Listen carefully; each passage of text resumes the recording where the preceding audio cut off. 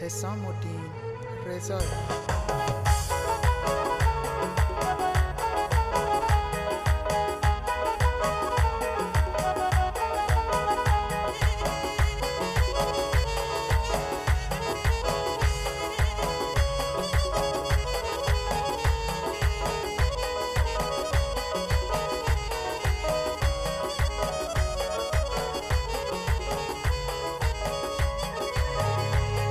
دنیای دروغه آدم نمیدونه، این خواب رویایی واسط نمیمونه، این خواب رویایی واسط نمیمونه.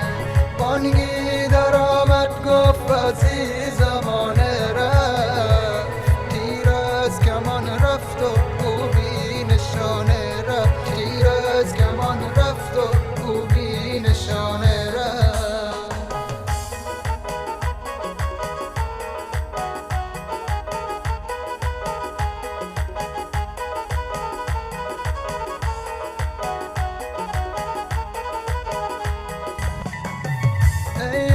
زمین این سرا ماندنی نیست، چرخ و فلک میبرد افتادنی نیست، بر شو گدا میگذرد این زمان، هر قصه ای خواندنی نیست، هر قصه ای خواندنی نیست. از فانی به فانی طلب کردیم، دنیا چه بود که خوش به شب کردیم، آمدیم شبیم کمی آدم، اما به هم دگر بد کردیم، اما به هم دگر بد کردیم.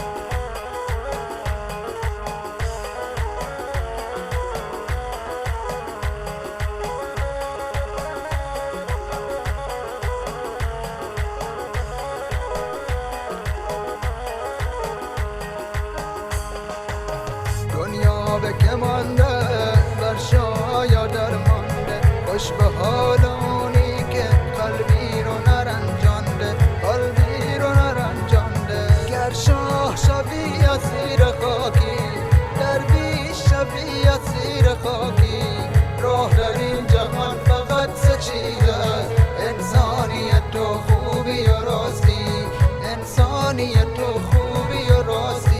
دارای دنیا سایه صبح و پسینه، بر مال خودت مناز یار، چون امانتی نزد زمینه، چون امانتی نزد زمینه. 100,000 شاه با تاج شاهی زیر خاک پیدا شده، تا که این دنیای ما دنیا شده. مادری فرزند خود در گوری سرد خوابانده،